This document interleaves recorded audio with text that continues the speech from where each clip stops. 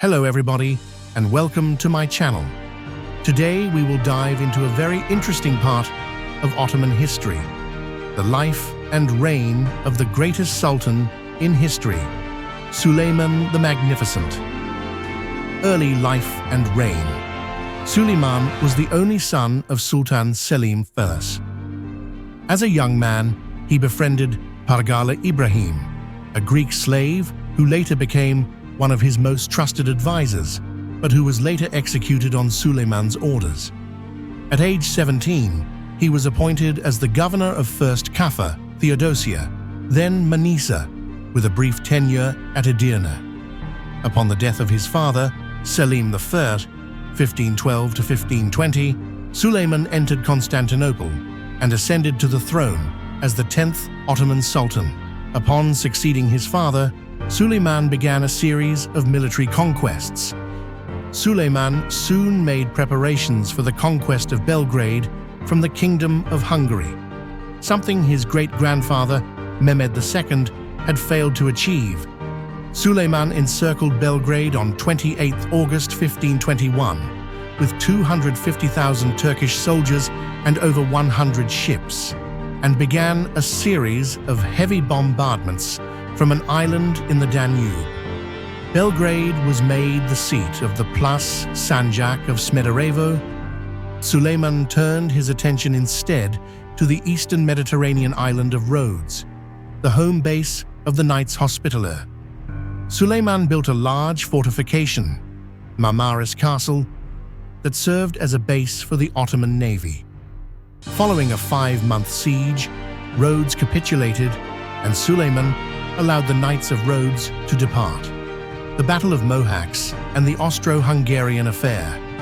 Suleiman resumed his campaign in Central Europe, and on 29 August 1526, he defeated Louis II of Hungary, 1506-1526, at the Battle of Mohacs.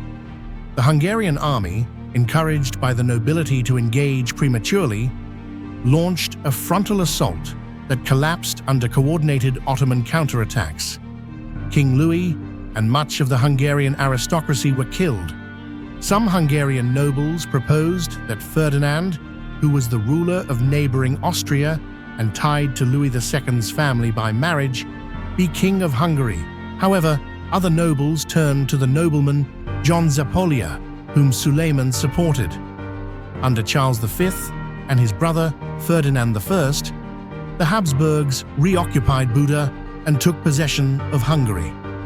Reacting in 1529, Suleiman marched through the valley of the Danube and regained control of Buda. In the following autumn, his forces laid siege to Vienna. With a reinforced garrison of 16,000 men, the Austrians inflicted the first defeat on Suleiman, sowing the seeds of a bitter Ottoman-Habsburg rivalry that lasted until the 20th century. Ottoman-Safavid Wars. After Suleiman stabilized his European frontiers, he now turned his attention to Persia. The Safavid dynasty became the main enemy after 2 episodes. First, Shah Tahmasp killed the Baghdad governor, loyal to Suleiman, and put his own man in. Second, the governor of Bitlis had defected and sworn allegiance to the Safavids.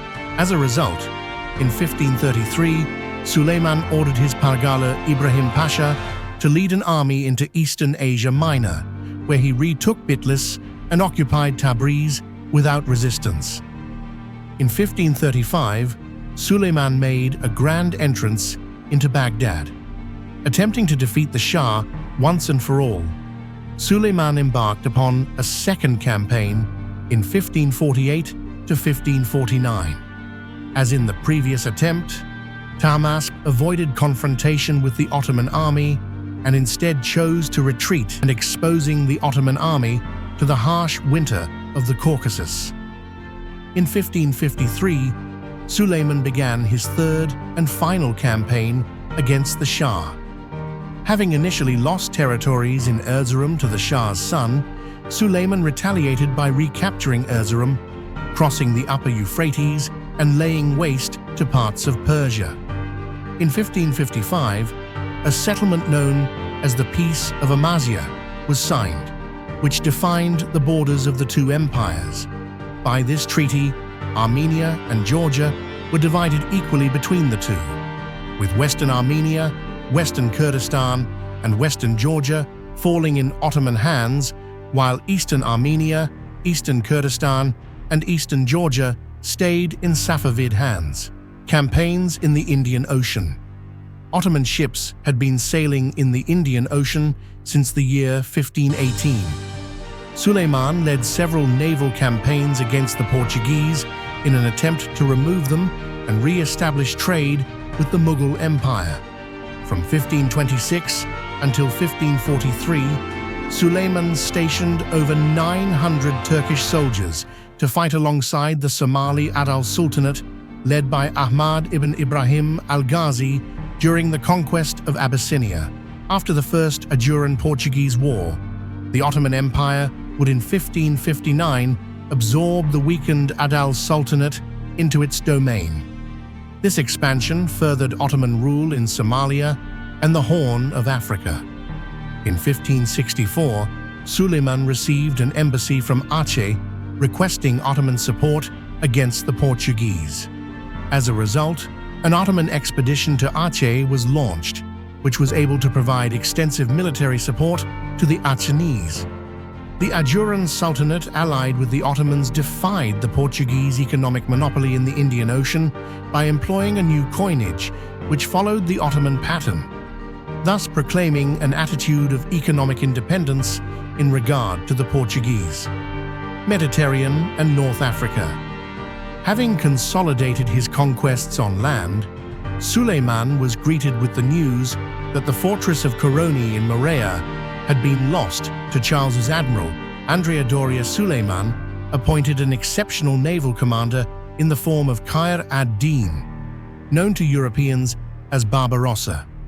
In 1535, Charles V led a Holy League of 26,700 soldiers to victory against the Ottomans at Tunis, which together with the war against Venice the following year led Suleiman to accept proposals from Francis III of France to form an alliance against Charles. In August 1551, Ottoman naval commander Turgut Reis attacked and captured Tripoli, which had been a possession of the Knights of Malta since 1530. In 1560, a powerful naval force was sent to recapture Tripoli, but that force was defeated in the Battle of Jerba. Elsewhere in the Mediterranean, when the Knights Hospitallers were re-established as the Knights of Malta in 1530, the Ottomans invaded Malta in 1565, undertaking the Great Siege of Malta, which began on 18 May and lasted until 8 September, and is portrayed vividly in the frescoes of Matteo Perez de Leccio in the Hall of St. Michael and St. George. At first, it seemed that this would be a repeat of the Battle on Rhodes, with most of Malta's cities destroyed and half the knights killed in battle. But a relief force from Spain entered the battle, resulting in the loss of 10,000 Ottoman troops and the victory of the local Maltese citizenry. The last dance of Suleiman the Magnificent.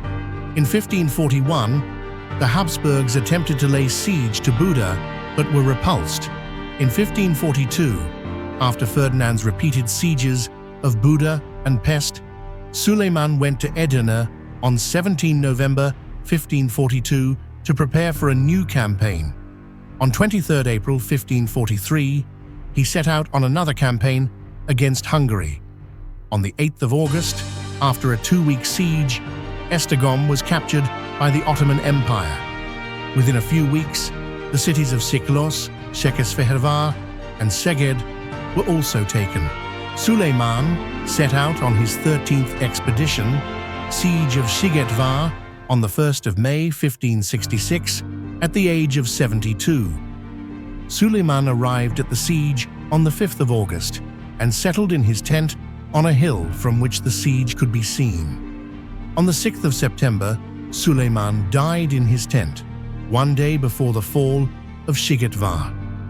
A courier was dispatched from the camp with a message for Suleiman's successor, Selim II, And there you have it, military history of the reign of Sultan Suleiman the Magnificent.